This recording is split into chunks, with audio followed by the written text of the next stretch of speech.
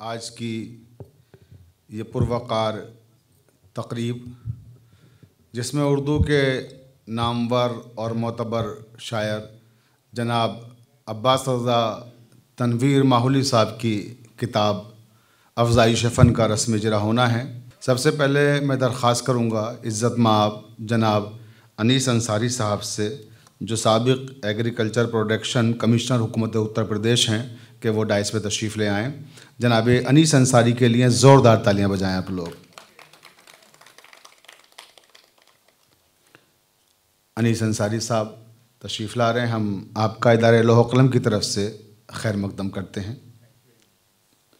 और इसी के साथ अब मैं दरख्वास्त करूँगा जनाब शाहिद मंजर रिजवी साहब, साबिक़ सेक्रेटरी महकमा ख़ज़ाना हुकूमत उत्तर प्रदेश से, कि वो तशरीफ़ लाएँ और हम उनका भी खैर मकदम करते हैं।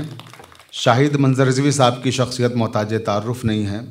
वो हमारे हुकूमत उत्तर प्रदेश के एक अहम तरीन IAS अफ़सर हैं और आपकी खिदमत और आप का दायरा कार बहुत वसी रहा है, तो हम आपका भी सर खैर मकदम करते हैं। और इसी के साथ अब मैं दरख्वास्त करूँगा कि जो हमारे मुक़र्रिरीन हैं उनमें लखनऊ यूनिवर्सिटी के शोबे उर्दू के उस्ताद डॉक्टर जानिसार आलम साहब से, कि वो भी डाइस पर तशरीफ़ लाएँ। और डॉक्टर जानिसार आलम साहब के बारे में जैसा कि मैंने अभी बताया था आपको कि डॉक्टर जानिसार साहब हमारे अनवर जलालपुरी साहब के फ़र्जंद हैं। डॉक्टर जानिसार आलम साहब स्टेज पर तशरीफ़ ला रहे हैं। तशरीफ़ रखें डॉक्टर साहब, आपका भी हम खैर मकदम करते हैं। और इसी के साथ साथ मैं हमारे मुल्क की अहम तरीन और सियासी शख्सियत, अभी मैंने ज़िक्र भी किया था, जिनका माहिरा नकवी साहिबा यहाँ मौजूद हैं, जो कैबिनेट मिनिस्टर जनाब मुख्तार अब्बास नकवी साहब की बहन हैं, कि वो भी स्टेज पे तशरीफ़ ले आएँ। मैं माहिरा नकवी साहब से दरख्वास्त करूँगा कि वो स्टेज पे आ जाएँ। और फिर अब एक और हमारी सियासी शख्सियात का ज़िक्र चल रहा है, तो सियासत से फिर हम अदब की तरफ आएँगे सरला जी।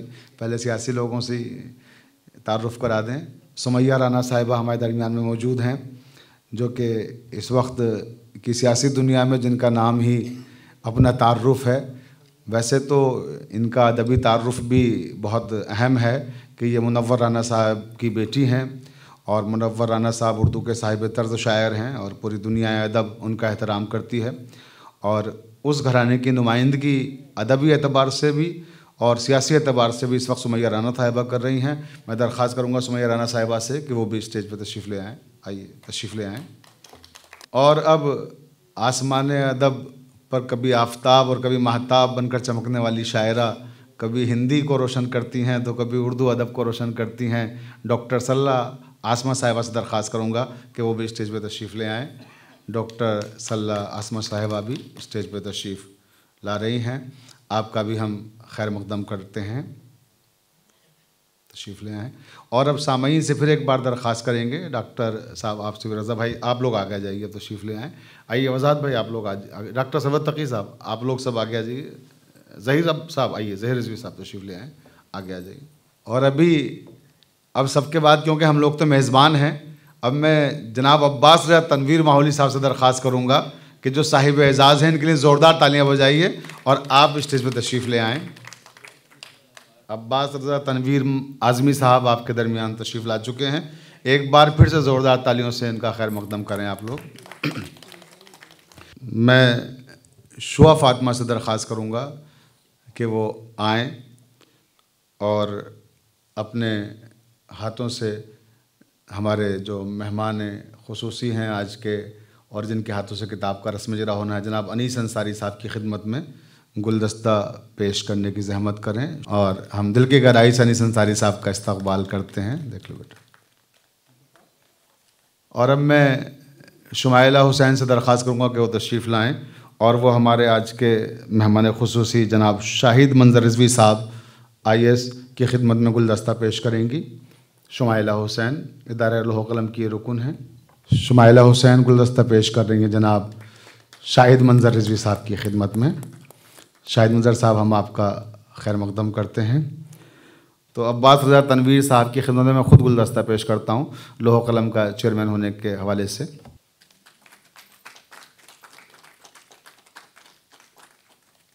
और अब मैं दरख्वास्त करूँगा शुआ फातिमा से कि वो गुलदस्ता पेश करें जनाब डॉक्टर जानिसार आलम साहब की खिदमत में, जो कि हमारे शोबे उर्दू के उस्ताद हैं और आज के खुसूसी मुकर्रिर हैं जनाब जानिसार साहब।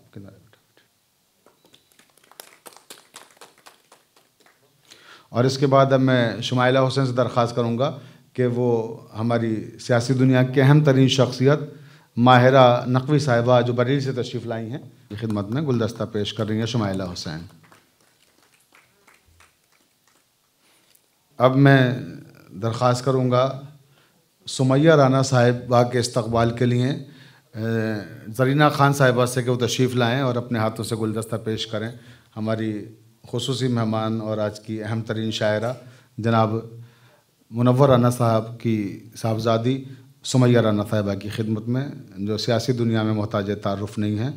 ज़रीना खान साहिबा तशरीफ़ ला रही हैं और वो अपने हाथों से सुमैया राना साहिबा को गुलदस्ता पेश करेंगी। ये सब यादगार लम्हे होते हैं जो कैमरे में कैद हो जाते हैं और हमें शक्ल महफूज हो जाते हैं।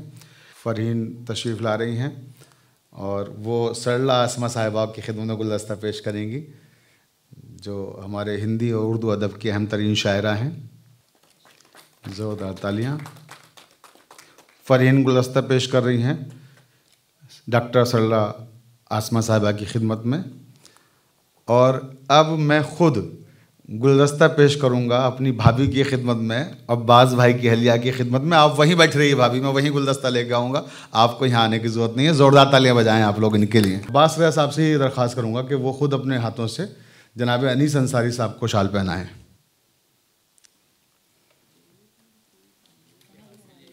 हाँ, ले तस्वीर ले लो बेटा। अब दूसरी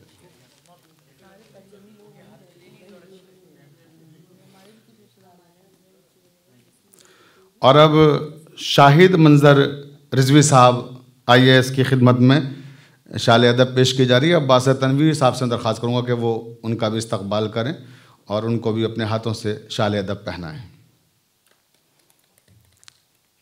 शाल अदब तनवीर आज़मी साहब पेश कर रहे हैं। जनाब शाहिद मंजर रिजवी साहब IAS साबिक सेक्रेटरी महकमा ख़जाना हुकूमत उत्तर प्रदेश की खिदमत में खड़े हुए हैं। सरे राह बहरे इस्तकबाल हमारी तरफ से हर अहले फ़िक्र फ़न को सलाम। ख़वातीन व हज़रात, इदारा-ए लौह कलम सन 2005 में कायम हुआ था और सन 2005 से लेकर मुसलसल अदबी तक़रीबात का इनाक़ाद और मुख्तलिफ़ मौज़ूआत पर सेमिनार मुनक़िद करना इदारे का नस्ब-ओ-ऐन रहा है और तकरीबन 20 साल इस इदारे को मुकम्मल हो गए हैं। 2025 चल रहा है और इस इदारे ने जो किताबें जिनका इजरा किया है वो किताबें बहुत ही अहम तरीन मौज़ूआत पर लिखी गई हैं। इदारा लौह कलम हमेशा उन किताबों की इजरा की तकरीब मुनक़िद करता है जिनका इल्मी व अदबी मेयार रहा है।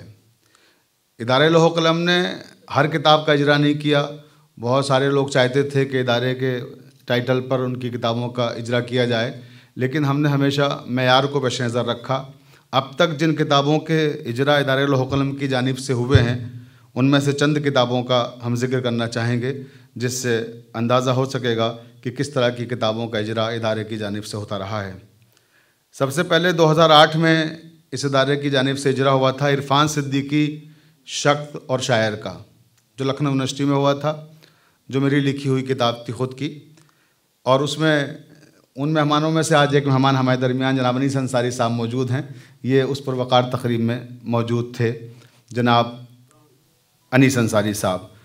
फिर 2009 में मीर तनकीद का रस्म इजरा हुआ, जो प्रोफेसर रेशमा परवीन की लिखी हुई किताब है और मीर तकी मीर के हवाले से बहुत ही अहम किताब है। फिर उसके बाद 2010 में मैं गया वक्त नहीं हूँ, अशफाक हुसैन साहब जो कनाडा के बहुत ही बड़े मगरबी ममालिक के राइटर भी हैं और शायर भी हैं, उनका कुल्लियात था, जो हिस्टोरिकल और तारीख़ी जिसका इजरा हुआ था राय ओमानात बली ऑडिटोरियम में। उसके बाद फिर मंज़र मंज़र आंसू, ये तैयब काज़मी साहब के मर्सियों का मजमूआ था, जिसका रस्म इजरा इदारा लौह कलम की जानिब से किया गया था। और फिर हमारे मनीष शुक्ला साहब, उनकी किताब रोशनी जारी करो, ख्वाब पत्थर हो गए, एक 2012 में, एक 2018 में, इन दोनों किताबों का रस्म इजरा इदारा लौह कलम की जानिब से किया गया। और मौसमों के दरमियाँ अंजलि मालविया की किताब का इजरा भी इदारा लौह कलम की जानिब से किया गया। और लास्ट जो प्रोग्राम हुआ था सैरफ़ी अदब का रस्म इजरा, जो मेरी लिखी हुई किताब थी उर्दू शायरी की तनकीद पर, गवर्नर हाउस में जिसका इजरा हुआ था। तो ये सिलसिला है इन किताबों का जो इदारे की जानिब से जिनका इजरा किया गया है। तो ये किताबें हैं जिनका मैंने ज़िक्र किया कि जिनका रस्म इजरा इदारे लौह कलम की जानिब से किया गया है। और उसी खूबसूरत सिलसिले में एक इजाफ़ा हो रहा है, आज अफज़ाइश फ़न का रस्म इजरा यहाँ होने जा रहा है। ये हमारे इदारे के लिए भी खुशी की बात है कि इदारा लौह कलम की जानिब से अफज़ाइश फ़न का रस्म इजरा आपके दरमियान होने जा रहा है, जो कि बहुत ही अहम किताब है। डॉक्टर मसीहुद्दीन साहब भी तशरीफ़ ले आए हैं, हम आपका इस्तकबाल करते हैं। मसीहुद्दीन साहब हमारे पुराने दोस्त।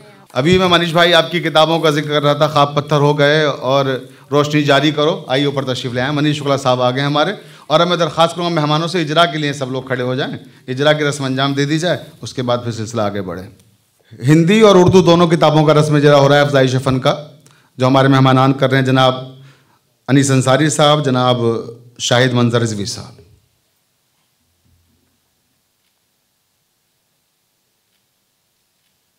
अब्बास रज़ा तनवीर माहौली साहब, जो अब आजकल तनवीर आज़मी लिख रहे हैं। माहौल भी आज़मगढ़ ही में है और जाहिर सी बात है कि उनका हक़ है कि वो आज़मी लिखें या माहौली लिखें। तो मैं ये अर्ज़ कर दूं आपके बारे में कि अब्बास रज़ा तनवीर माहौली साहब की शायरी का आगाज़ सन 1980 से हुआ। अब्बास रज़ा तनवीर आज़मी साहब ने शायरी का आगाज़ उमूमन लोग गज़लों से करते हैं, इनके यहाँ मामला बरक्स है, इन्हीं ने नज़मों से किया। और इनकी पहली नज़म 1980 में सामने आई, यानी हमारे पैदा होने से भी कई साल पहले ये शायर की हैसियत से अपने आप को मुतारिफ़ करा चुके थे। और उसके बाद जब पैदा हो गए और लखनऊ आ गए तो मुसलसल फिर इनकी गज़लें और नज़में सुनते रहे हम लोग। इब्तदाई सामाईन में हुआ करते थे कि जब अब्बास भाई कोई नज़म कहते थे तो फ़ोन करके बुलाते थे कि मैंने कुछ नया कहा है और तुम लोग आओ शफ़ीक। हम लोग मदरसे में पढ़ते थे तो मदरसों में आप जानते हैं खाने वाने के मामलात ऐसे ही रहते हैं।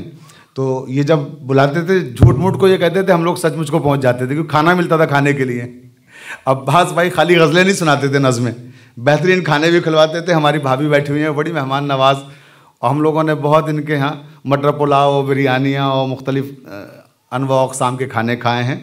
तो हम लोगों का भी काम हो जाता था कि बेहतरीन खाना मिल जाता था और अब्बास भाई को अच्छे सामे मिल जाते थे मदरसे के तलबा, तो बड़ा लुत्फ़ आता था। तो इस तरह से अब्बास भाई की शायरी को हम बहुत ज़माने से सुनते चले आ रहे हैं।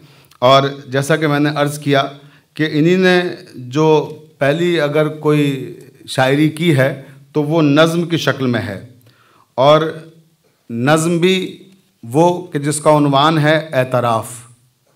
अभी आपको मैं वो नज़्म सुनाऊंगा तो आप ख़ुद देखिएगा कि पहली नज़्म किसी शायर की क्या इस तरह की भी हो सकती है। इंतहाई खूबसूरत नज़्म इन्हीं ने, पहली नज़्म ही ऐसी कही कि उसके नक़ूश बहुत गहरे मुरतब हुए। जो उस वक्त के अदीब और शोरा शायरी कर रहे थे, और जब उन्होंने देखा कि एक नौजवान है कि जो नया लहजा लेकर आ रहा है अदब में और नए अंदाज़ की नज़में कह रहा है। और हमें तो हैरत उस वक्त ये होती थी कि लोगों को नसरी नज़में याद नहीं रहती हैं, मगर अब्बास भाई को नसरी नज़में भी ऐसे जैसे गज़लें पढ़ते हैं आप, ऐसे नसरी नज़में भी याद रहती थी। अब आप देखिए एतराफ़ जो इनकी पहली नज़म है, आप देखें क्या फ़रमाते हैं उसमें। मैंने बिखरे हुए अल्फाज को यकजा करके जहन को चाय के 2 घूंट से बेदार किया और फिर शेर कहा। ये ज़माना कभी वहशी न दरिंदा होता, इसके सीने में कोई दिल भी जो जिंदा होता। मेरे अशार रिसालों में छपे, बज़्म अहबाब में दोहराए गए, नक़्दो तहसीन के मीज़ानों पर बारहा मेरे सुखन लाए गए। मुझको मालूम नहीं वो ज़माना जो दरिंदा तक कहाँ तक पहुँचा। मैं तो बस हाथ पर हाथ धरे, सितमो जोरे शबो रोज़े ज़माना से परे, शेर कहता रहा अफ़ज़ाइश फ़न की खातिर और सुनाता रहा तशहीर सुखन की खातिर। ये पहली नज़म है। आप इससे अंदाज़ा लगाएं कि क्या मयार नज़मों का रहा होगा। इस तरह से अब्बास भाई ने हमारे शायरी शुरू की और ख़ानदानी जो पस मंज़र है वो भी बहुत ही रोशन। आपके वालिद फसी माहौली वो भी बहुत अच्छे शायर थे, साहिब दीवान शायर हैं और प्रोफेसर एहतशाम हुसैन साहब के बहुत ही करीबी दोस्तों में हैं वो। और प्रोफेसर एहतशाम हुसैन साहब ने जो अपनी सवानें लिखी है साहिल और समंदर, उसमें उनका ख़ास तौर से जिक्र किया है, बाकायदा पूरा चैप्टर उन पर कायम करके और उनका तफसील से जिक्र किया। तो इससे आप अंदाज़ा लगा सकते हैं कि आपका इल्मी पस मंज़र क्या है अब्बास रज़ा तनवीर माहौली साहब का। और जब मैं इनकी किताबें पढ़ता हूँ, तनवीर सुखन इनका पहला मजमुआ है जो कि 2010 में शाया हुआ था, और उसके बाद लंबा सुकूत है 2025 में अफ़ज़ाइश फ़न आया है। पूरे 15 साल के बाद दूसरा मजमुआ इनका सामने आया है। तो ये दरअसल उन शोरा की पहचान है जो सोचते ज़्यादा हैं लिखते कम हैं। बहुत से लोग ऐसे होते हैं लिखते ज़्यादा हैं सोचते कम हैं, लेकिन फिर वो वक्त के साथ भुला दिए जाते हैं। लेकिन जो सोचते ज़्यादा हैं लिखते कम हैं वो हमेशा याद रखे जाते हैं। और उसकी ज़िंदा मिसाल आज आपके सामने अब्बास रज़ा तनवीर माहौली साहब हमारे बैठे हुए हैं कि जिन्होंने सोचा ज़्यादा है और कहा कम है। बल्कि सोचने के ऊपर मुझे याद आया कि इन्होंने अपने पहले मजमूए में तनवीर सुखन में एक सवाल कायम किया कि लोग मुझसे कहते हैं, इंफॉर्मेशन डिपार्टमेंट में जहाँ ये प्रोग्राम हो रहा है यहीं अफसर थे आप और यहीं से रिटायर हुए, तो इनसे लोग पूछते थे कि आप वक्त कैसे निकालते हैं शायरी के लिए, आप शायरी कब करते हैं। तो इन्होंने लिखा है अपने शेरी मजमूए के पेश लफ्ज़ में कि मुझे हैरत उन लोगों पर है जो ये पूछते हैं कि आप शायरी कब करते हैं, ये नहीं पूछते कि शायरी क्यों करते हैं। कि अब्बास भाई ने ये सवाल कायम किया कि लोग ये पूछते हैं कि शायरी के लिए वक्त कहाँ से निकालते हैं। ये सवाल तो अनीस अंसारी साहब से भी किया जाता रहा है, ये सवाल हमारे मनीष शुक्ला साहब से भी किया जाता रहा है। दोनों यहाँ ये भी अफसरान हमारे बैठे हुए हैं और शायर भी दोनों बड़े अच्छे हैं। और मंजर शाही साहब अफसर तो हैं मगर शायर नहीं है इत्तफाक से, मगर सामे बहुत अच्छे हैं। हाँ शायर नहीं, वही मैंने कहा शायर नहीं है, सामे बहुत अच्छे हैं। तो जो इस तरह के लोग होते हैं मसरूफ़ जिनकी ज़िंदगी होती है, उनसे ये सवाल करते हैं लोग कि आप वक्त कहाँ से निकालते हैं शायरी के लिए। लेकिन इन्होंने एक नया सवाल कायम किया अब्बास रज़ा तनवीर माहौली साहब ने। इन्होंने कहा मुझे हैरत इस बात पर लोग पूछते वक्त कहाँ से निकालते हैं, ये नहीं पूछते कि शायरी क्यों करते हैं। उसका जवाब भी इन्होंने दिया कि शायरी क्यों करते हैं। उसका जवाब इन्होंने दिया कि शायरी मैं इसलिए करता हूँ कि जब मैं शायरी करता हूँ, शेर कहता हूँ, तो मेरे जहन को आसूदगी फराहम होती है।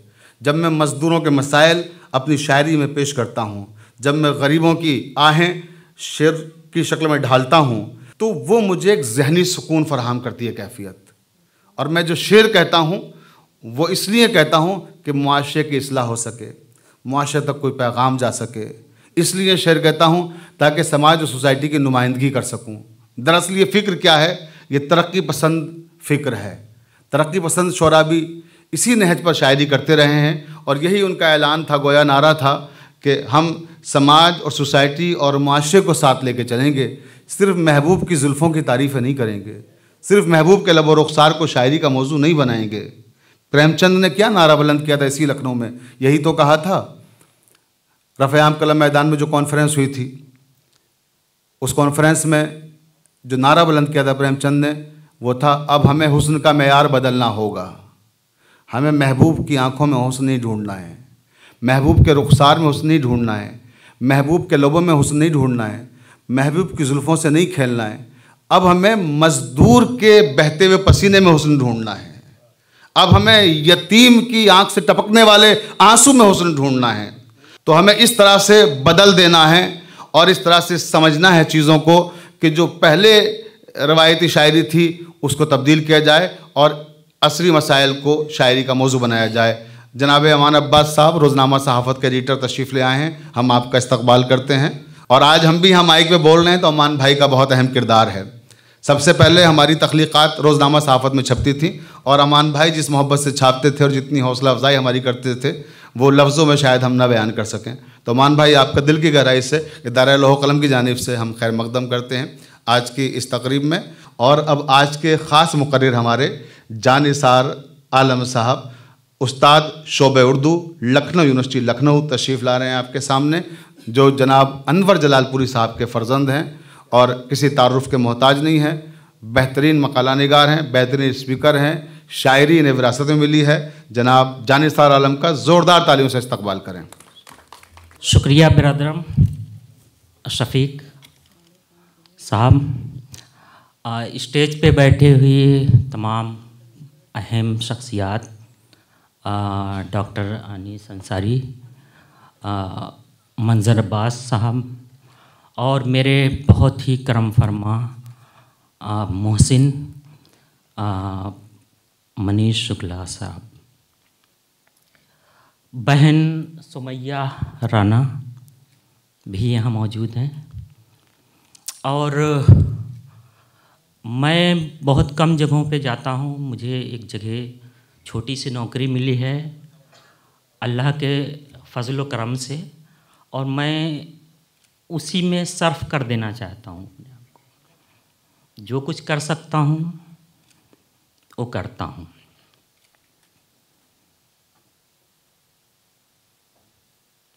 बात आज ये है कि जो इदारा है, इदारा लौह कलम, ये बहुत अहम इदारा है जो हमारे भाई मोहतरम शफ़क़ चला रहे हैं। इसकी एक तवील दास्तान है जिसका ज़िक्र अभी इन्होंने किया। ये शुरुआत करते हैं इरफ़ान सिद्दीक़ी से, मीर तक़ी मीर से और मोहतरम मनीष शुक्ला जैसी बावक़ार शख्सियत से। आज योम उर्दू है और इस मौके पर दो शख्सियात हैं उर्दू के हवाले से मेरे सामने। एक हरी प्रकाश साहब जो मेरे उस्ताद रहे हैं, वो भी इस महफ़िल में हैं, इसी शहर में रहते हैं, मुलाकात कम होती है। कि सबसे पहले आप सभी को योम उर्दू की दिली मुबारकबाद। इसके लिए सबसे मौजूद शेर जो आज वायरल हो रहा है पूरी दुनिया में, वो मोहतरम मनीष शुक्ला का, बात करने का हसीं तौर तरीक़ा सीखा हमने उर्दू के बहाने से सलीका सीखा। ये शेर किसने लिखा है? कोई मज़हब व मिल्लत की तफरीक नहीं है। जो लोग ये बात उठाते हैं उर्दू और हिंदी किसकी, उनके जहन बहुत छोटे हैं, बहुत महदूद हैं। मुझे तो उसका शेर याद आता है गालिब का, कहता है कि है कहाँ तमन्ना का दूसरा कदम या रब, हमने दश्त इम्कान को एक नक्श पा पाया। उसके लिए खुदाए पाक की ये कायनात भी उसके तख़य्युल में छोटी नज़र आती है, और आप फंसे हुए हैं हिंदू और मुस्लिम। अरे आप वहदानियत के मानने वाले हैं, जब आप ये मानते हैं कि उसी एक खुदा की ज़ात, उसी ने सभी को चरिंद परिंद बनाए, तो आप इंसानों में तफरीक अपने तक करिए, वो छोटी बात है। मैं किसी रुतबे से कभी मरूब नहीं होता, उसके लिए एक शेर इरफ़ान सिद्दीक़ी का सुनाना चाहता हूँ। बहुत बड़े बड़े लोग आए चले गए, सिकंदर चला गया, और जो लोग हैं वो भी चले जाएंगे। इरफ़ान सिद्दीक़ी ने कहा, ए वक्त किसकी रौनक पे खाक डाल गया, ये कौन बोल रहा था खुदा के लहजे में। इसलिए जो शख्स जहाँ है वो इस अजीम मुल्क का एक फ़र्द है। अगर उसको इत्तेफाक से या अपनी काबिलियत से कोई ओहदा मिला है तो इस अजीम मुल्क की खिदमत के लिए मिला है, वो इसका हाकिम नहीं, क्योंकि हम जमहूरियत में रहते हैं। और उसे पता होना चाहिए कि अगर वो ब्यूरोक्रेट है तो उसको उर्दू में तर्जुमा करके देख ले, उसको क्या कहा जाता है।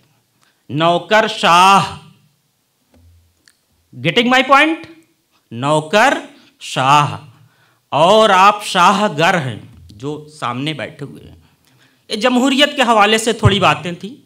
मीर का क्या कहना, मीर के ऊपर तो घंटों बोला जा सकता है।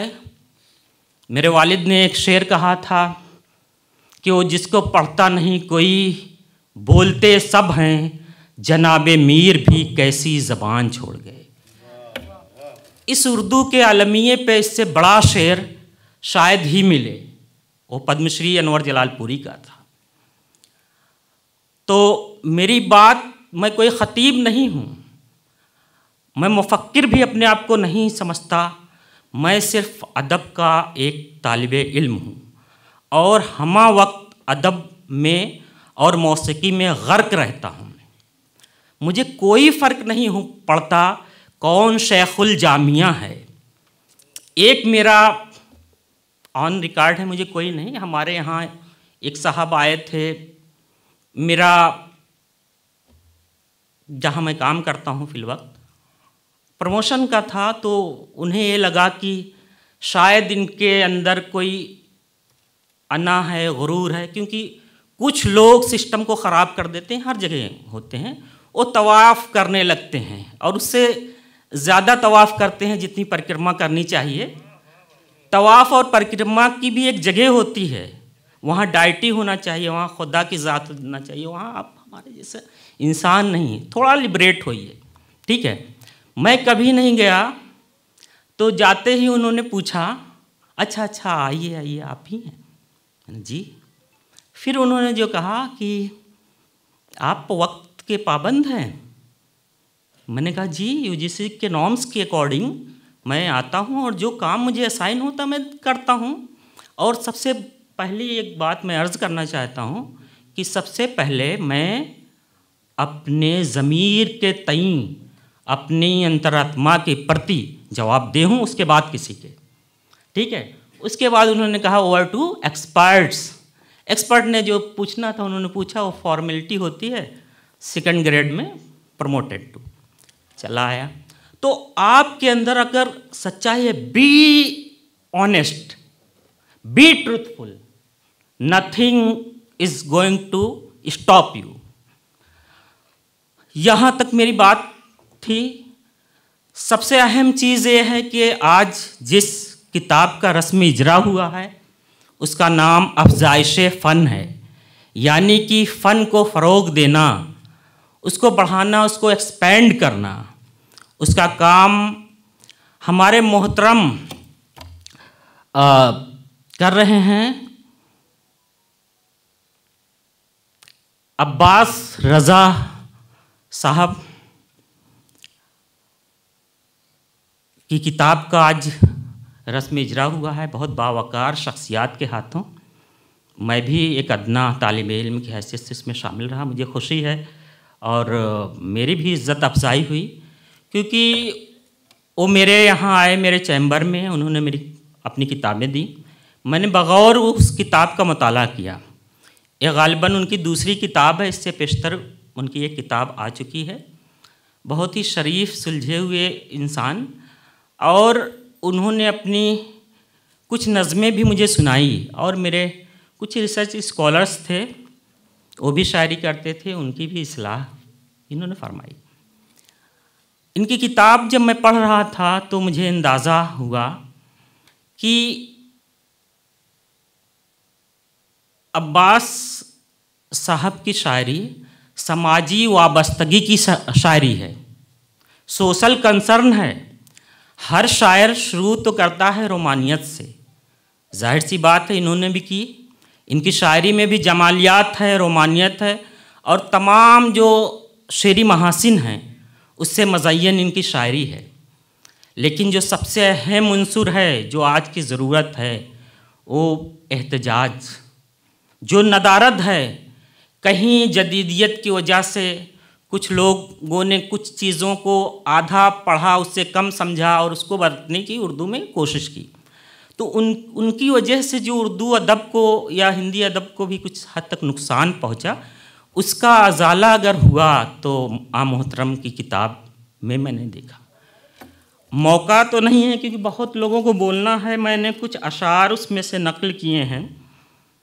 एक तो यौम उर्दू के हवाले से बता दूं कि एक इनकी बहुत तवील उर्दू पे नज़्म है, जो मैं चाहूँगा कि मोहतरम ख़ुद अपनी ज़बान में उसको पढ़ें, जिससे हम लोग फैज़याब हों।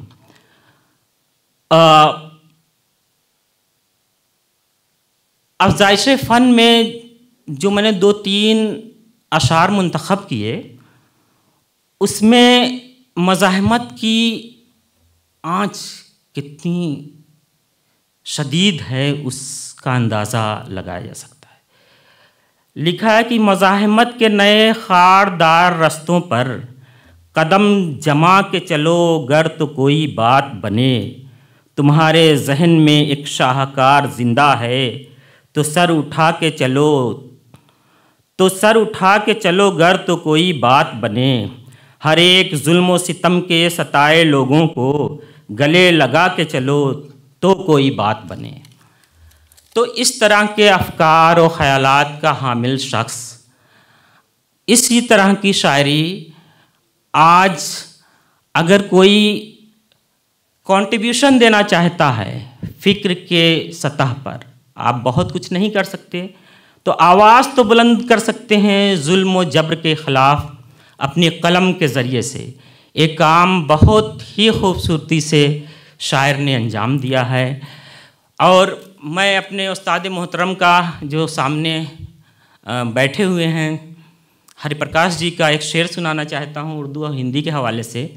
जब से उर्दू से मोहब्बत हो गई है, मेरी हिंदी खूबसूरत हो गई है। तो हिंदी को खूबसूरत करने के लिए भी उर्दू से मोहब्बत करना लाजिम है। बहुत बहुत शुक्रिया, आदाब।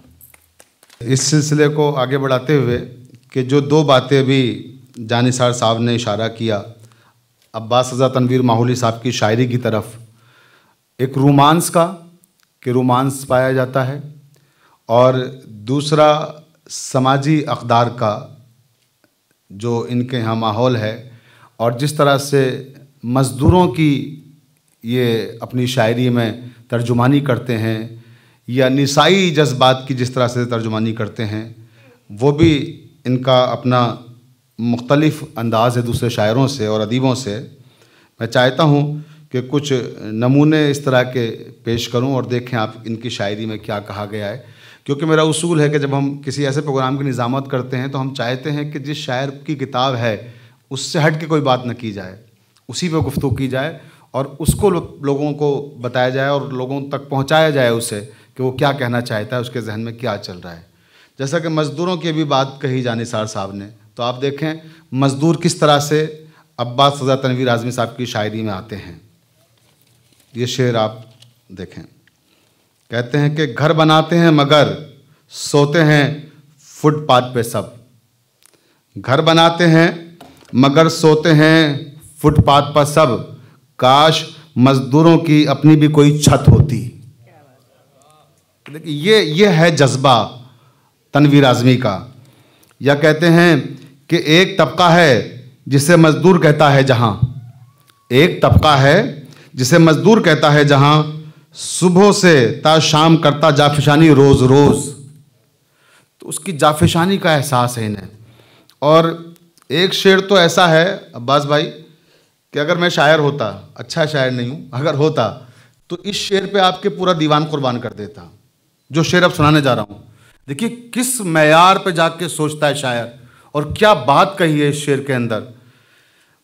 पहले उसके हवाले से एक शेर और इसी ज़मीन में है, क्योंकि रोमांस की बात भी हमारे जानिसार आलम साहब ने कही और जो आपने बुनियाद रखी है उसी पे पूरी इमारत इंशाअल्लाह तामीर होगी और सारे मुकर्रिरीन भी उसी हवाले से गुफ्तगू करेंगे। तो रोमांस और मज़दूर दोनों एक साथ देखें आप। उफ़ुक़ साहब देखिए, आपका भी इस्तकबाल करते हैं, आप तशरीफ़ ले आए। शानू भाई भी हमारे आगरे से तशरीफ़ ले आए हैं, आप सबका भी इस्तकबाल है इसी के साथ। कि किस कदर तेज़ हो गई बारिश, किस कदर तेज़ हो गई बारिश, मेरा तन मन भिगो गई बारिश। यह है रोमांस की एक कैफियत। महसूस कीजिएगा कि किस कदर तेज़ हो गई बारिश, मेरा तन मन भिगो गई बारिश। और अब ये शेर जिसके लिए मैंने कहा शायर होता पूरा दीवान इनके इस शेर पे कुर्बान कर देता। क्या मफहूम है और क्या मानवियत है और क्या मानी आफरीनी है। आप देखिए, कहते हैं रात भर जागता रहा मज़दूर। अनीस सर देखिएगा ज़रा से शेर के मंजर भाई, कि रात भर जागता रहा मज़दूर, उसके बिस्तर पर सो गई बारिश। ये देखिए, रात भर जागता रहा मज़दूर, उसके बिस्तर पर सो गई बारिश। तो इन कैफियत को लफ्ज़ों में ढालने वाले शायर का नाम है जनाब तनवीर आज़मी। अब इस सिलसिले को आगे बढ़ाता हूँ और अब क्योंकि मज़दूरों की बात की है तो मज़दूरों के हक़ में आवाज़ बुलंद करने वाली मुस्लिम रहनुमा जो बरेली से हमारे दरमियान तशरीफ़ लाई हैं, और जनाब मुख्तार अब्बास साहब जो कैबिनेट मिनिस्टर थे हमारे, उनकी बहन है माहिरा नकवी साहिबा से मैं दरख्वास्त करूँगा कि वो तशरीफ़ लाएँ और वो भी अपने ख़यालात का इजहार करें अब्बास रज़ा तनवीर आज़मी साहब के हवाले से। सभी भाइयों को अस्सलाम वालेकुम। तनवीर भाई का मैं बहुत बहुत शुक्रिया अदा करती हूँ कि मुझे इस मंच पे बुलाया, क्योंकि मैं सियासी दुनिया से हूँ और सियासत ही जानती हूँ। जो सच्चाई है वो मैंने आपको बताया, लेकिन आज मैं इस मंच पे आई हूँ और मज़दूर और औरत, ये अल्फाज जो मेरे सामने आए हैं इस पे मैं बोलना चाहती हूँ। मैं एक NGO भी चलाती हूँ जिस पे मैं गरीबों की, मज़दूरों की, औरतों की ही साथ देती हूँ, और ये मेरा एक शौक़ भी है और मुझे सुकून भी मिलता है इन चीज़ों से। और आज उसी में वो शायरी ढली है तो मुझे बहुत खुशी हो रही है इस बात की। मज़दूरों की बात है तो जाहिर सी बात है, मज़दूर मेहनत करता है दिन भर और मेहनत करने के बाद रात में थक के सो जाता है, फिर उसको ये ख्याल रहता है कि सुबह उठेंगे और फिर हमें ये मेहनत करनी है। औरत का ज़िक्र लाइए तो औरत का ज़िक्र ये है कि औरत अगर घर चलाती है, बच्चे पालती है, इसके साथ साथ उसको ये भी देखना है कि हम कैसे बचाएं ताकि हमारे शौहर के पास जब ना हो तो हम दे दें। ये भी औरत की एक खूबी है। उसके बाद औरतें बाहर भी निकलती हैं, बाहर का काम भी करती हैं, और आज के समय में तो कोई भी औरत मर्द से कम नहीं है किसी भी काम को लेके। अब गरीबों की बात मैं करती हूँ। गरीबों की मैं उस जगह पे जाती हूँ जहाँ पे देखिए सही है, सरकार बहुत सी चीज़ें दे रही है, वो सब चीज़ें अपनी जगह हैं, लेकिन कुछ चीज़ें उन तक नहीं पहुँच पाती हैं। गरीब असली जो होता है वो फुटपाथ पे ही सोता है, वही झोपड़ी होती है, वही बारिश होती है, उसी बारिश में वो भीगता है। पैसा आता है तो कहाँ जाता है ये समझ में नहीं आता। इस चीज़ की तो मैं एक NGO के मुकाबले से बात कर रही हूँ।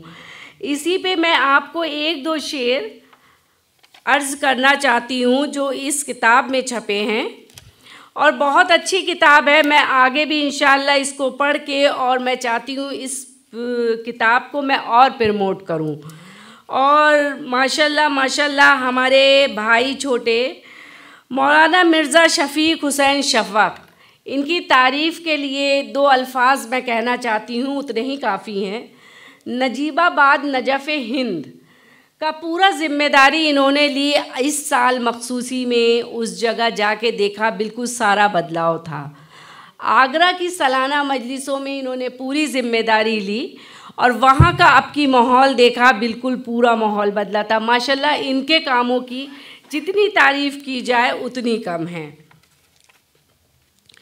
तो एक दो शेर मैं पढ़ना चाहती हूँ। एक मसअला है जिहादे ज़िंदगी रोज़ रोज़, मुस्कुराकर झेलना रेशा दवानी रोज़ रोज़। हर कोई रखता है मेहनत की कमाई का सबूत, हर कोई रखता है मेहनत की कमाई का सबूत, फिर भी बढ़ती जा रही है बेईमानी रोज़ रोज़।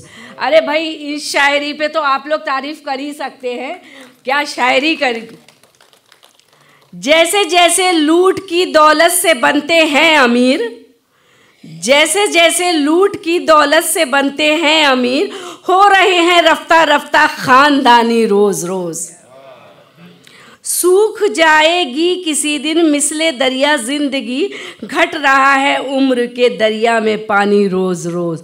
शुक्रिया। इसी के साथ मैं आप लोगों को खुदा हाफिज़ कहती हूँ और दुआओं में याद रखिएगा। और अब यहाँ इस सिलसिले को क्योंकि ज़्यादा तकरीरें अब होना नहीं है, उसके बाद शेरी सिलसिला है और वो भी बहुत ही मखसूस शोरा हमारे दरमियान में है। लेकिन दरमियान में मैं रोकूंगा, जो हमारे दो मेहमान थोड़ा ताख़ीर से आए हैं उनका हम इस्तकबाल नहीं कर सके, तो उनका इस्तकबाल करना चाहेंगे। जनाब मनीष शुक्ला जो हमारे बहुत ही अजीज़ तरीन मेरे भाई भी हैं, दोस्त भी हैं और उर्दू अदब के हमारे अहम तरीन शायर। जैसा कि जानिसार साहब ने भी बताया कि इनके शेर गर्दिश करते रहते हैं, जहाँ जहाँ मनीष भाई नहीं पहुँच पाते वहाँ वहाँ इनके शेर पहुँच रहे हैं और लोगों के दिलों में उतर रहे हैं। तो मैं ज़फ़र रिज़वी शानू भाई से अपनी दरख्वास्त करूँगा, जो आगरे से हमारी तशरीफ़ लाए हैं, दारुल कलम के रुकन हैं और वहाँ हमारे मीडिया पर भारी हैं। मज़ार का भी जिक्र किया हमारी बहन माहिरा साहिबा ने। जनाब शानू साहब हैं जो तशरीफ़ ला रहे हैं, वो गुलदस्ता पेश करेंगे, मनीष शुक्ला साहब का इस्तकबाल करेंगे। मनीष शुक्ला साहब का इस्तकबाल हो रहा है। जनाब शानू जो हमारे दोस्त आगरे से तशरीफ़ लाए हैं और इदारे के रुकन हैं, वो इस्तकबाल कर रहे हैं। और अब एक और इस्तकबाल हमारे दरमियान में मोहतरमा तमन्ना जाफरी साहिबा जो कि बहराइच से तशरीफ़ लाई हैं, थोड़ा ताख़ीर से आई थी वो भी, उनके इस्तकबाल के लिए मैं शुआ को कहूँगा कि शुआ आ जाएं और तमन्ना साहिबा का इस्तकबाल कर दें। और अब मैं जनाब तनवीर आज़मी साहब के इन 4 मिसरों के साथ अगले मुक़र्रिर को आवाज़ दूंगा। ये कैसा तर्ज़ तहफ़्फ़ुज़ है शहर उल्फ़त में, ये कैसा तर्ज़ तहफ़्फ़ुज़ है शहर उल्फ़त में, जिसे मदद को पुकारो वही लुटेरा है। देखिए समाज की सच्चाइयाँ किस तरह से पेश की हैं। ये कैसा, ये भी बड़ा शेर है ये कैसा तर्ज़ तहफ़्फ़ुज़ है शहर उल्फ़त में, जिसे मदद को पुकारो वही लुटेरा है। तुम्हारे लब पे तबस्सुम हो या हंसी आए, तबस्सुम तुम्हारी नज़र कर रहे हैं ये शेर। तुम्हारे लब पर तबस्सुम हो या हंसी आए, कोई तो दीप जलाओ बहुत अंधेरा है, कोई तो दीप जलाओ बहुत अंधेरा है। इसी के साथ अब मैं अगले मुक़र्रिर को दावत दे रहा हूँ और अब मैं इंतहाई अदब व एहतराम के साथ दरख्वास्त करने जा रहा हूँ जनाब शाहिद मंजर रिजवी साहब, IAS, साबिक़ सेक्रेटरी महकमा ख़ज़ाना हुकूमत उत्तर प्रदेश की खिदमत में, कि जो मुझे तो हैरत होती है शाहिद साहब से गुफ्तगू होती है कि इतनी मसरूफ़ तरीन नौकरी के बावजूद अदब और मज़हब पे जितनी गिरफ्त मैंने इनकी देखी, यकीन जानिए किसी मैंने सरकारी इस तरह के ऑफिसर की, IAS की नहीं देखी। कमाल की शख्सियत हैं। अब मैं इनके बारे में क्या कहूँ, बराह रास्त खुद आप सुनिए। जनाब शाहिद मंजर साहब का एक बार तालियों से इस्तकबाल कीजिए। आज की इस तकरीब में स्टेज पर मौजूद डॉक्टर अनीस अंसारी साहब, मनीष शुक्ला जी, मोहतरमा सुमैया राना साहिबा, नकवी साहिबा और दीगर ख़वातीन हज़रात और मेरे सामने बैठे हुए तमाम मुअज़्ज़िज़ सामीन, सबसे पहले मैं इस अफ़ज़ाइश फ़न जो शेरी मजमूआ है उसके खालिक उनको मैं अपनी दिली मुबारकबाद पेश करता हूँ।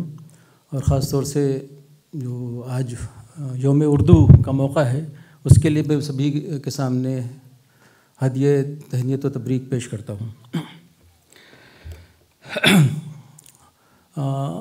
मोहतरम शफ़क़ साहब ने मुझे इस प्रोग्राम में मदऊ करके मुझको आपसे गुफ्तगू करने का मौका फ़राहम किया है, इसके लिए मैं उनका ख़ास तौर से शुक्रगुज़ार हूँ। जैसा कि आपको भी इनके बारे में पता चला होगा, तनवीर रज़ा साहब के बारे में, तनवीर आज़मी साहब के बारे में, कि उनकी शायरी किस मेयार की है। दरअसल ये जो मजमूआ आपके सामने इन्होंने रस्म इजरा के लिए पेश हुआ है उसमें गज़ल का मजमूआ है, जबकि इनकी जो सिन्फ़ है वो बेसिकली नज़्म की है। बहुत से लोगों को नहीं मालूम है कि नज़्म और गज़ल में क्या फ़र्क है। एक छोटा सा मैं टुकड़ा पेश करना चाह रही हूँ, याददाश्त। मुश्ताक़ अहमद यूसुफ़ी साहब का नाम आपने सुना होगा, तो अक्सर वो अपनी किताबों में मज़ाह, उर्दू के अज़ीम तरीन मज़ाह निगारों में उनकी गिनती होती है। तो उन्होंने कुछ फ़ारसी के शेर उनके किताबों में अक्सर रहते थे। तो एक जगह फुटनोट में लिखा उन्होंने कि मुझसे किसी ने पूछा कि साहब आप उर्दू ये फ़ारसी के शेर लिखते हैं, उसके बाद फुटनोट में उसका तर्जुमा क्यों लिख देते हैं? तो उन्होंने कहा कि मैं इसलिए लिखता हूँ तर्जुमा क्योंकि आज की नौजवान नस्ल फ़ारसी नहीं जानती, इसलिए मैं उर्दू में लिख देता हूँ। और दूसरी वजह यह है कि मैं भी नहीं जानता, मैंने ख़ुद दूसरों से पूछ कर लिखा है। तो वही हाल मेरा भी है कि आम तौर से गज़ल और नज़्म की जो बारीकी है वो पहले मुझे भी नहीं मालूम थी, मैंने भी तलाश किया कि क्या फ़र्क होता है। तो थोड़ा सा मैं आपके सामने पेश करना चाह रहा हूँ कि नज़्म जो है वो किसी एक थीम को शायर जो है सेलेक्ट करता है और एक तसलसल के साथ उस शेर अशार लिखता है और एक शेर दूसरे से मरबूत होते हैं। और इसमें मज़मून की कोई बहुत ज़्यादा बंदिश नहीं होती, वो शख्सियात के लिए भी हो सकता है, किसी सोशल इश्यूज़ के ऊपर हो सकता है, किसी फ़लसफ़े के मौजू पर हो सकता है, कोई मौजू हो सकता है। लेकिन उसके बरख़िलाफ़ गज़ल जो है उसका हर शेर अलहदा नौइयत का होता है। हर शेर में अलग मानी मतालिब होते हैं, एक दूसरे के साथ उसका जुड़ा होना ज़रूरी नहीं है। और ये जो एक लिबर्टी होती है शायर को कि हर शेर में एक नया मजमून पिरोए, तो उसके लिए एक बड़ा अट्रैक्टिव उसलूब होता है शायरी का। हाँ, लेकिन अच्छा, इसमें भी पहले एक चीज़ ये भी जान लीजिए कि गज़ल कहते किसे हैं। तो लिटरली गज़ल जो है वो ख़वातीन से बात करने को कहा जाता है। हो सकता है कि शुरुआत में इसी तरह से इसका गज़ल जो है वो पॉपुलराइज़ हुई हो। तो इस तरह से उसका जो मज़मून होता है वो इश्क, मोहब्बत, विसाल व जुदाई या इस तरह की चीज़ें होती हैं। और ये भी इसमें ख़ास बात है कि ये इश्क़ मजाजी और इस इश्क़ हकीकी दोनों ज़मीनों में इसमें अशार कहे जाते हैं। लेकिन आज के जो इस दौर में गज़ल का भी एक इवोल्यूशन हुआ है और अब ये उस महदूदियत से बाहर आ गई है। अब हर तरह के मज़ामीन इसमें लिखे जाते हैं। जैसे कि अभी अब्बास रज़ा साहब के चीदा चीदा अशार आपने सुने, और उसमें किस तरह से जो सोशल इश्यूज़ हैं उनके ऊपर उन्होंने बड़े मवस्सर अंदाज में बात की है। लेकिन असल चीज़ ये नहीं कि आप लिख क्या रहे हैं, असल चीज़ ये है कि क्या जो लिख रहे हैं उसके ऊपर आपका ईमान है कि नहीं है। ईमान का मतलब वो मजहबी कोई हम टर्मिनोलॉजी इस्तेमाल नहीं करना चाहते, बल्कि ईमान हम एक लिटरल मीनिंग के तौर पे इस्तेमाल कर रहे हैं। यानी ईमान वो चीज़ कि जो कुछ आप कह रहे हैं उसके ऊपर दिल से आपको यकीन भी है या नहीं है। अगर यकीन है तो उसके ऊपर अमल भी होना चाहिए। तो एक छोटा सा मैं अपना एक याददाश्त आपके सामने पेश कर रहा हूँ। अच्छा, इसकी एक हवाला कुरान शरीफ में भी दिया हुआ है। एक पूरा चैप्टर जो है वो सूरह शोरा के नाम से है। यानी शायरों के ऊपर अल्लाह ने एक पूरा चैप्टर डिवोट कर दिया। तो उसकी आखिरी की 4 आयतें हैं जिसमें शोरा की खुसूसियात बयान की गई हैं, और ये कहा गया कि कौन से शोरा जो हैं वो काबिल इज़्ज़त हैं और कौन से जो हैं वो ऐसे ही इग्नोर कर सकते हैं आप।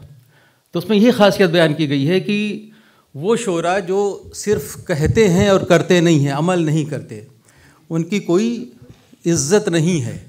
बल्कि वो शोरा जो मज़लूमों के लिए आवाज़ उठाते हैं, जो समाज में सताए हुए लोगों के लिए खड़े हो जाते हैं, दरअसल वो शोरा काबिल इज़्ज़त होते हैं। ये कुरान कह रहा है। तो एक याददाश्त में बयान कर दूँ, नाम में कुछ रखा नहीं है। मैं उस टाइम जूनियर भी था काफ़ी। उस वक्त एक बहुत सीनियर IAS ऑफिसर थे। होली के मौके पर उनके घर गया मैं, तो उनके ड्राइंग रूम में काफ़ी लोग बैठे हुए थे। तो वो बहुत ही थिंकर टाइप के ऑफिसर थे और बहुत ही अच्छी उनकी वो थी, मतलब सोशल वर्क बहुत करते थे वो। तो उन्होंने एक वाक़या बयान किया कि एक इंडस्ट्रियलिस्ट थे, उनका भी नाम नहीं लूँगा। आज के सोशल मीडिया के दौर में कौन सी बात कहाँ कैसे तोड़ मरोड़ दी जाए, कुछ भरोसा नहीं है। लेकिन वो वाक़या दरअसल काबिल ज़िक्र है कि उन्होंने कहा कि वो जो उद्योगपति इंडस्ट्रियलिस्ट थे वो मे डे के मौके पर अपने मज़दूरों के दरमियान मई दिवस मनाने के लिए गए। तो एक मज़दूर ने उनसे एक सवाल किया कि अगर आपको अगले जन्म में चॉइस दे दी जाए कि आप अगला जन्म में क्या बनना चाहेंगे, तो आपकी क्या ख्वाहिश होगी। तो उन्होंने जवाब दिया कि मैं तुम्हारे जैसा एक मज़दूर बनना पसंद करूँगा। अच्छा, ये बयान तो किया उन्होंने, लेकिन मेरे दिल में बिल्कुल एक तरह से एक्सटेम्पोर, एक फिलबदी एक सवाल उठा और मैंने वहाँ कह भी दिया। मैंने कहा सर, इसके लिए उन्होंने दूसरा जन्म लेने की क्या ज़रूरत है भाई। अगर वो बनना चाह रहे हैं मज़दूरों की तरह तो अभी क्यों नहीं बन जाते, उसके लिए वेट क्यों कर रहे हैं अगले जन्म का। तो दरअसल कहने का मतलब, तो उन्होंने कहा कि अरे भाई, कहने करने में थोड़ा सा फ़र्क होता है। तो दरअसल हम लोग इसी हिपोक्रेसी के शिकार हैं कि हम जो कहते हैं वो करते नहीं हैं और जो करते हैं वो कहते नहीं हैं। करके ना कहने वाला कोई बहुत बुरा काम होगा इसलिए नहीं कहते, वरना आजकल तो ढिंढोरा पीटने का बड़ा रवाज हो गया है कि अगर एक केला किसी फ़कीर को दे रहे हैं तो 4-6 फोटोग्राफर भी साथ में रहेंगे और फ़ौरन आपका फेसबुक वगैरह के ऊपर उसको पोस्ट कर देंगे। तो ये तो हमारी एक तरह से फितरत में शामिल हो गई है। तो कुल मिला के इसमें अब्बास रज़ा साहब इस वजह से काबिल तारीफ़ हैं कि उन्होंने सोसाइटी के उन तबके के लिए आवाज़ उठाई है कि जिनको कोई पूछता नहीं है। अब एक दूसरा पहलू पेश करना चाहता हूँ मैं कि हम लोग टेक्नोलॉजी के इस दौर में किताबों से हमारा रिश्ता जो है वो एक तरह से ख़त्म हो रहा है। तो एक किताब का रस्म इजरा करना ये इस बात के लिए भी हमें दावत दे रहा है कि हम किताबों से रिश्ता जोड़ें। स्टडी के मुताबिक अगर कोई आदमी कोई तकरीर सुनता है तो वो दरअसल इंसान के जहन में वो रिटेन नहीं हो पाती। 1 घंटा अगर आप सुने कोई तकरीर तो जैसे ही आप हॉल से निकलेंगे 50% ज़ाया हो चुका होगा। आपको नहीं पता कि आधा मैटर जो है वो ख़त्म हो जाता है। फिर अगले दिन अगर आप उसको रिपीट करना चाहें कि फ़लाँ मुक़र्रिर ने क्या पढ़ा था तो अगले दिन फिर 25% बचता है और एक हफ्ते बाद 10% भी नहीं बच पाता। तो जो कुछ हम सुनते हैं एक तो इस वजह से असर नहीं होता कि हम उसको भूल जाते हैं और दूसरा इस वजह से भी असर नहीं होता कि जो हम कहते हैं वो करते नहीं हैं। क्योंकि हमें तो जब तक कि कोई ऐसा शख्स जो अपने इल्म को अमल में कन्वर्ट कर सके उसकी बातों का ज़्यादा असर होता है, क्योंकि फिर हमारी बातें खोखली नहीं रह जाती। दूसरा पहलू मैं बताना चाह रहा हूँ कि दरअसल अदब से हमारा जो एक रिलेशनशिप है वो क्यों ज़रूरी है। एक रसूलुल्लाह सल्लल्लाहु अलैहि वसल्लम के 5वीं जनरेशन के एक बुज़ुर्ग थे, अजीम आलिम फ़लसफ़ी और साइंसदान थे, वो इमाम जाफ़र सादिक़ अलैहिस्सलाम। तो अदब के बारे में उनका कुछ ऑब्ज़र्वेशन है वो बयान करना आपके लिए हो सकता मुफीद हो। उन्होंने कहा कि अदब यानी लिटरेचर हमारे कलाम का यानी हमारी स्पीच का लिबास है जो उसको खूबसूरती और ज़ीनत बख्शता है। यानी literature is the ornament of our speech. जो हम बोलते हैं उसमें खूबसूरती पैदा करता है। ये कोई ज़रूरी नहीं है कि हर अदब में इल्म हो, लेकिन हर इल्म में अदब होगा। कहने का मतलब ये है कि क्या हम जिस अदब के लिए सर धुनते हैं, जिस अदब के लिए हम मुशायरे करते हैं, सेमिनार्स करते हैं, क्या वो अदब बराए अदब है या अदब बराए इल्म है। हमको इसके ऊपर बहुत गौर करना चाहिए कि हमारा ऑब्जेक्टिव क्या है अदब के एक तरह से बारे में इन्वॉल्वमेंट का, जो हम अपने को इन्वॉल्व रखते हैं और काफ़ी बहुत से लोग इसमें शोहरत भी हासिल करते हैं।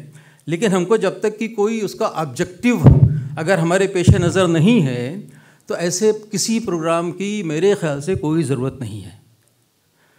दूसरा उन्होंने एक बात और कही कि बेअदब इंसान ऐसे ही है जैसे कोई यतीम। एक तो यतीम जो इसके पेरेंट्स जिस इंतकाल हो गया हो वो यतीम कहलाता है, लेकिन अदब का भी मुकाम वही है कि जो एक इंसान के माँ बाप का होता है कि वो माँ बाप जो उसकी सरपरस्ती करता है, उसी तरह से अदब भी आपकी हिफाजत करता है सोसाइटी में। उर्दू में एक मुहावरा इस्तेमाल किया जाता है कि बाअदब बानसीब और बेअदब बेनसीब। उसी तरह से हिंदी में कहा जाता है कि बातें ही हाथी पाइयाँ, बातें ही हाथी पाँव। यानी अगर आपने बोलने का फ़न, कुछ अपने कलाम करने का फ़न अगर आपको आता है तो आपको हाथी इनाम में भी मिल सकता है, और अगर नहीं आता है तो हाथी के पैर से कुचले भी जा सकते हैं आप। तो कुल मिला के हमको अगर अदब से जुड़ना है तो इससे हमारा जो बातों का कहने का सलीक़ा है वो बेहतर हो जाता है।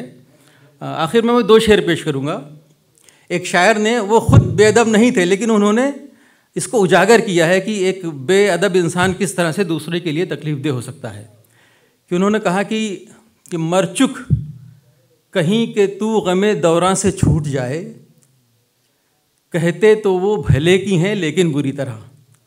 यानी इसी बात को अच्छे अंदाज में भी पेश किया जा सकता है, जो कुछ उन्होंने कहा। भाई बेशक जब तक ज़िंदगी है तब तक गम है, तब तक परेशानियां हैं।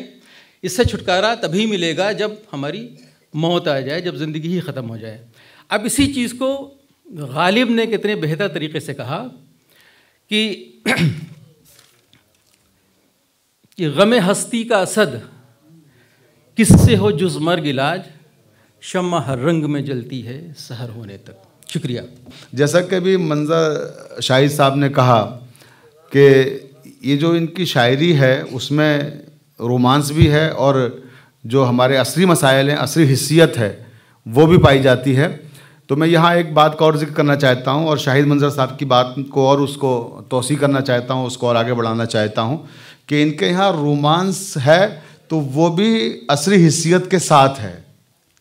अगर आप रोमांस का जब मुतालिया करेंगे तो वहाँ भी कहीं ना कहीं असली हिस्सियत आपको नज़र आ जाएगी, जिसका नमूना मैं पेश करके और मुकर्रिर को आवाज़ दे रहा हूँ कि साथ रहते हैं सदा यादों के साए जानम। ज़रा देखिएगा रोमांस और इश्क, जो अभी आपने सर ने कहा था, शाहिद मंजर साहब ने, कि औरतों से बातें करना, ये शायरी जो यानी गज़ल की ख़ास कर पहचान है। हिकायत ब यार गुफ्तन जिसे फ़ारसी में कहा जाता है, जिसकी तरफ इशारा किया, तो वो देखें किस तरह से इनके आती है कि साथ रहते हैं सदा यादों के साए जानम, चाह कर भी तुम्हें हम भूल ना पाए जानम।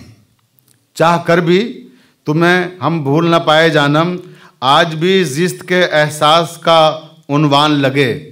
ये शेर देखिए, ख़ास तौर से डॉक्टर वज़ाहत साहब आपकी नज़र कर रहा हूँ कि आज भी ज़िस्त के एहसास का उन्वान लगे, वो तबस्सुम वो तकल्लुम वो अदाए जानम। देखिए क्या ज़बान है, क्या अंदाज़ है। देखिए आज भी ज़िस्त के एहसास का उन्वान लगे, वो तबस्सुम वो तकल्लुम वो अदाए जानम। और अब देखिए मैंने कहा कि रोमांस के साथ साथ असली हिस्सियत का दामन नहीं छोड़ते।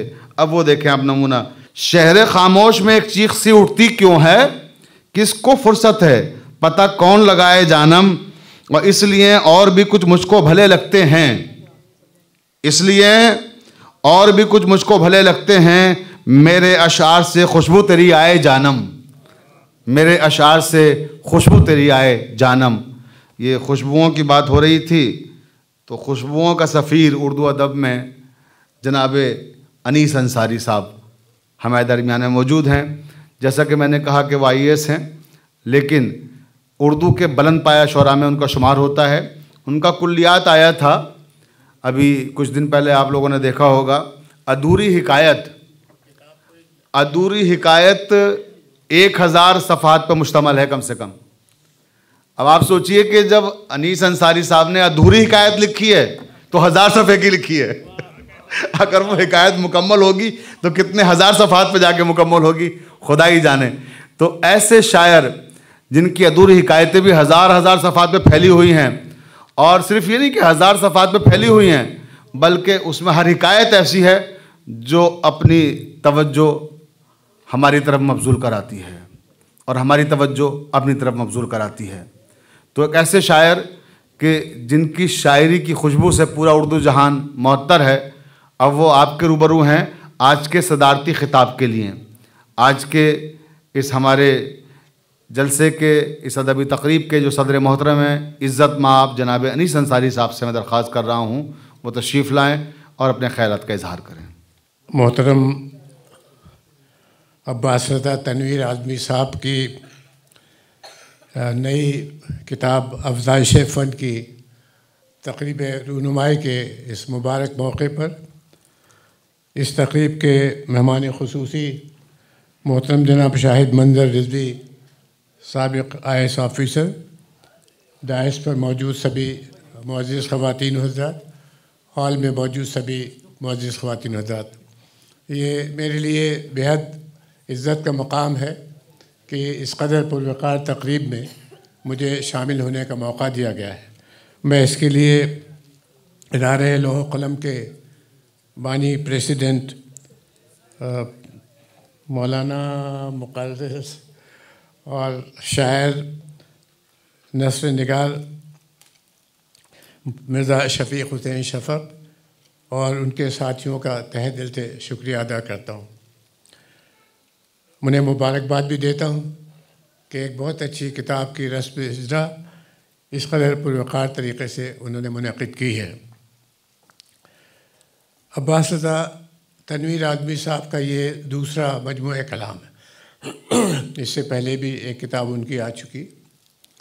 मैंने बहुत ही मुख्तसर वक्त में इसको देखा है, कल ही ये किताब मिली थी और बड़ी खुशी हुई किताब पढ़ के।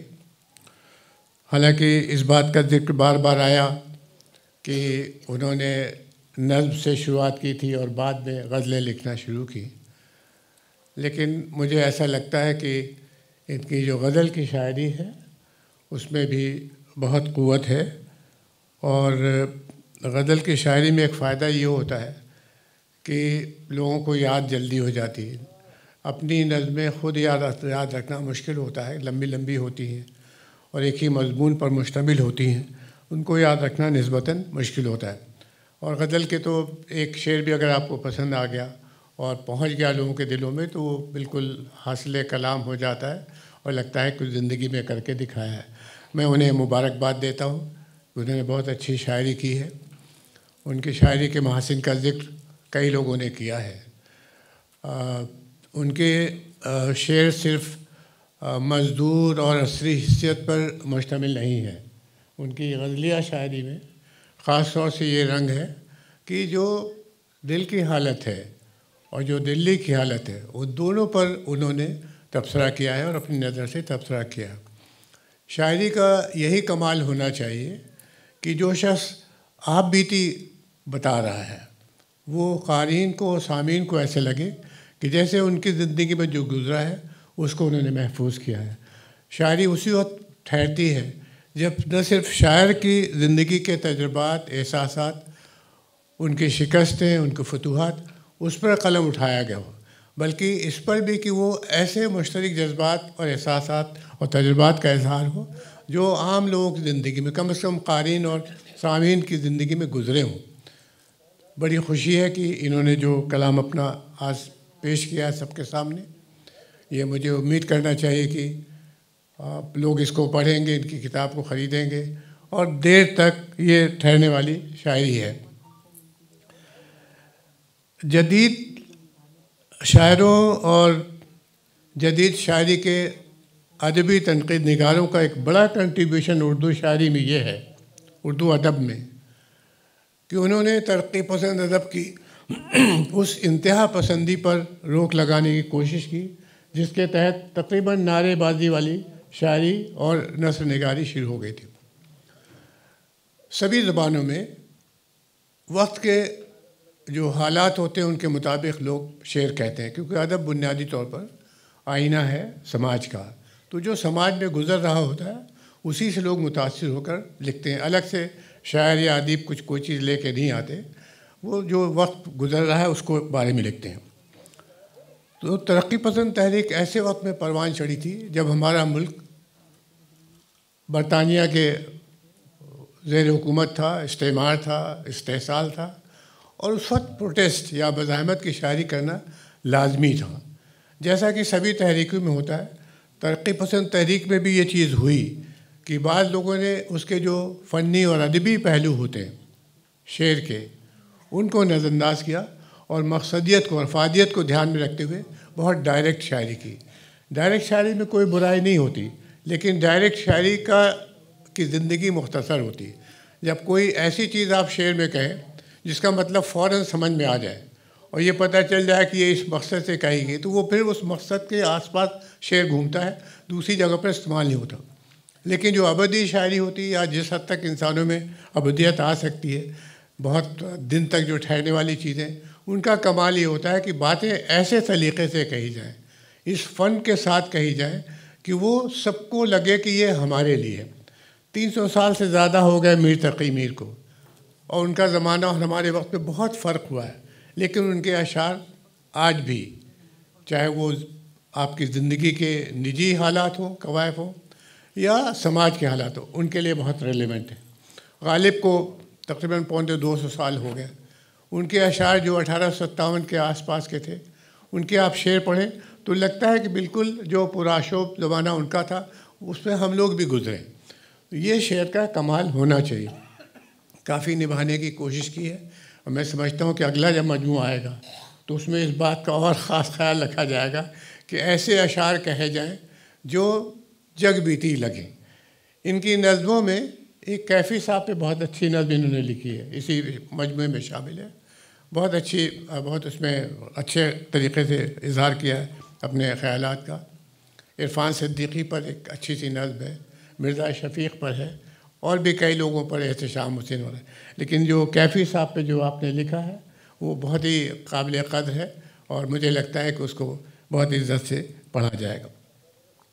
आज का दिन जो मिर्ज़ा शफ़ीक़ ने तय किया है रस्म इजरा का 9 नवंबर का, उसको मुहिबान उर्दू आमतौर से डॉक्टर इकबाल की बर्थडे सालगिरह के से मंसूब करते हैं और इसलिए यौम उर्दू के तौर पर इसको मनाया जाता है। बड़ी खुशी की बात है कि एक बहुत ही मुनफरिद और मशहूर दिन पर आपने इस प्रोग्राम को मुनक़िद किया। डॉक्टर इकबाल का जो कंट्रीब्यूशन है उर्दू शायरी में और ख़ास तौर से फ़ारसी में, वो बहुत देर पा और दूर रस रहा है। मगर शायरी के अलावा शायरी उनकी बुनियादी तौर पर उनकी फ़िक्र ख़ास तौर से सियासी फ़िक्र थी, जो ज़माने में पूरे दुनिया में यूरोप का गलबा था। जिस तरीके से एशिया, अफ्रीका, ख़ास तौर से साउथ एशिया के जो ममालिक थे वो सब के सब अंग्रेज़ों के और यूरोप के गलबे में थे, उससे छुटकारा पाने की बातें उन्होंने बहुत सोची, उनका इजहार भी किया बहुत तवाना तरीक़े से। इस सिलसिले में उनके साथ एक ज़्यादती ये हुई है कि डॉक्टर इकबाल को पाकिस्तान के राइटर्स ने पाकिस्तान के क़याम का बानी मान लिया। वो उसी तरह से जश्न मनाते हैं डॉक्टर इकबाल का जैसे पाकिस्तान के क़याम में फ़िक्री सतह पर, आइडियाज़ या थाट के लेवल पर डॉक्टर इकबाल ने बड़ी रहनुमाई की हो। दरअसल उनकी जिस तकरीर का एक सीरीज़ ऑफ लेक्चर्स थे, कई शहरों में उन्होंने चेन्नई और अलीगढ़, हैदराबाद, कई जगह पर वो लेक्चर दिया। उसमें उन्होंने बुनियादी तौर पे ये बात कही थी कि जो अक़लियतें यानी मुसलमानों के ज़्यादा आबादी वाले सूबे हैं, जिसमें अब पाकिस्तान और बांग्लादेश वाला शामिल है, उनमें ऐसी हुकूमत कायम की जाए जो मुत्तहदा मुल्क के अंदर रहते हुए, एक वफाक के अंदर, फेडरेशन के अंदर रहते हुए एक ऑटोनमस इलाक़ा हो, उसको खुद मुख्तारी का सा मौका दिया जाए। इस चीज़ को मुस्लिम लीग ने पकड़ा और 1928 में ग़ालिबन इलाहाबाद में मुस्लिम लीग के जब सालाना जलसा वो सदर के हैसियत से मुखातिब कर रहे थे, उसमें उन्होंने इस चीज़ को बहुत खुल के कहा और मुस्लिम लीग ने उसके 2 साल बाद 1930 में पाकिस्तान के क़याम का रेजोल्यूशन, फॉर्मल रेजोल्यूशन पास किया।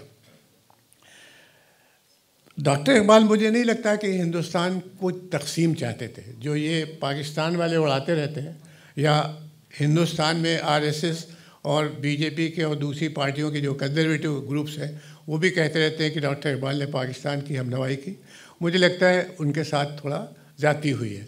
वो पाकिस्तान जिस सेंस में बना है कि मुल्क को तोड़ के बनाया गया, वो कभी नहीं चाहते, उनकी किसी तहरीर में नहीं चाहते। ये थे कि एक ऑटोनमस एरिया, जैसे साउथ इंडिया में बहुत डिमांड शुरू में रही 1950s में कि हमें तमिलनाडु को ऑटोनमस चाहिए, कश्मीर में डिमांड चली आ रही ऑटोनमी हमें चाहिए। ऐसे with in the federation of the country, India के दायरे में, कॉन्स्टिट्यूशनल दायरे में रहते हुए एक ऑटोनमस रीजन वो चाहते थे मुस्लिम मेजॉरिटी एरियाज़ का।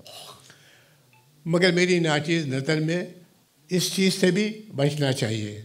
मेहमान ख़ुसूसी और दूसरे लोगों से मैं गुजारिश करता हूँ कि मैंने आप सबका बड़ा वक्त लिया है, जो चीज़ें मेरी आपको पसंद आई हो उनको आगे ले जाएंगे तो मुझे बड़ी खुशी होगी। थैंक यू वेरी मच, शुक्रिया। हज़रात, अभी आप इज़्ज़त माब अनीस अंसारी साहब, साबिक एग्री प्रोडक्शन कमिश्नर हुकूमत उत्तर प्रदेश को समाअत फरमा रहे थे और जिन्होंने आज के दिन के हवाले से भी बड़ी खूबसूरत गुफ्तगू की, क्योंकि आज यौम उर्दू है और जाहिर सी बात है यौम उर्दू पर अगर उर्दू के हवाले से गुफ्तगू ना हो, इकबाल के हवाले से गुफ्तगू ना हो और उन मसाइल के हवाले से गुफ्तगू ना हो कि जो उर्दू के हैं, तो ये गुफ्तगू नामुकम्मल रह जाती।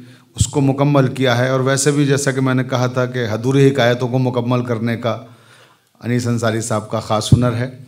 तो उन्हीं ने इस टॉपिक को भी मुकम्मल किया, जो वाकई में अगर इकबाल का ज़िक्र ना होता तो नामुकम्मल रहता। और अभी तक किसी ने ज़िक्र नहीं किया था इकबाल का, सर आप ही ने देखिए किया।